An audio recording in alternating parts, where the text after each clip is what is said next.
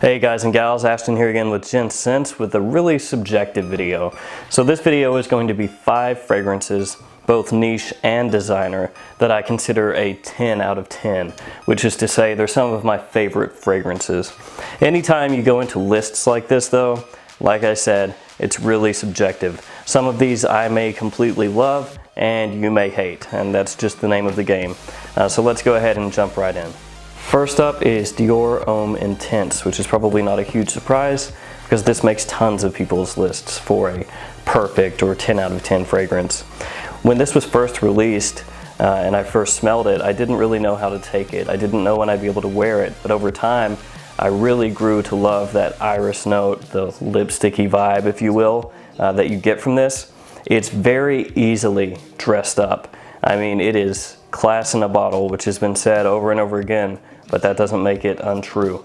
If I'm going to a formal party or gala or something like this, I'll reach for it probably 70–75% of the time just because it works so easily. Since it's a Christian Dior, you know it has high quality, and it got a lot of hype when it first came out. Honestly, it still gets talked about to this day fairly often, and it deserves it. Next up is Gucci Envy, which sadly is discontinued. That's honestly a pretty large bummer. This has sandalwood, ginger, incense, among other notes. If you want a vibe of Gucci Envy, but way cheaper, Carbon Homme you can pick up usually for under $20 or right at $20, and the open of that is pretty similar to Gucci Envy. This scent is a cut above that one in my opinion, but there are similarities there. So if you had Gucci Envy or you haven't now but don't really want to use it very much, that's an alternative for you. The price that this goes for now can get pretty high. It can get over $200 for a 100 ml bottle like this pretty easily. So at that price, it's pretty hard to recommend this fragrance, but I myself love it, so I will always make sure that I have a bottle. I just may spray it a little bit sparingly. Up next, a total classic, Dior Fahrenheit. This is my huge 200 ml bottle.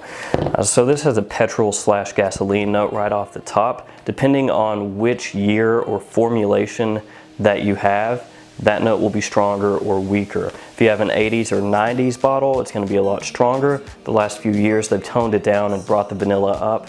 And in the most recent formulation, they actually brought that petrol note into the forefront again. I know it gets confusing, but there are a lot of formulations in this fragrance. There's also leather in the dry down, which is really obvious, but this isn't a leather fragrance. It's really well done. I mean, it's over 30 years old, but still feels fresh and new. You can still wear it without any issues of feeling dated or anything like that, and it is a very masculine fragrance. So this is one that I just really love, and honestly, the more petrol, the better. Up next is Creed Green Irish Tweed. So this is supposed to smell like a walk in the Irish countryside. It's very green, very refreshing. The lemon verbena in this is fantastic. There are a lot of other fragrances out there that give the same kind of vibe or feel as this one. Davidoff Cool Water, Bond No. 9 Shea Bond, Tres Nuits as a clone, Coty Aspen.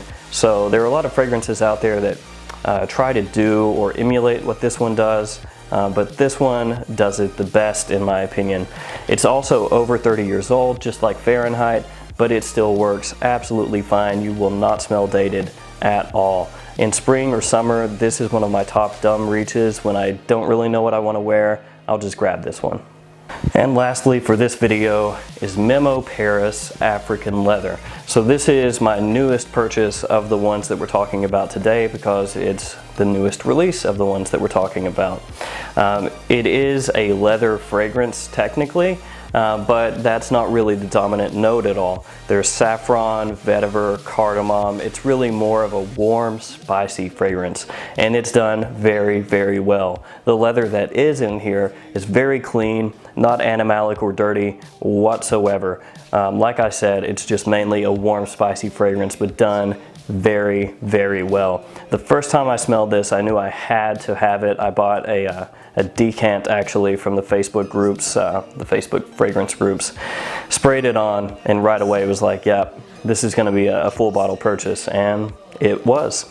Memo is a little bit expensive, so that's a drawback.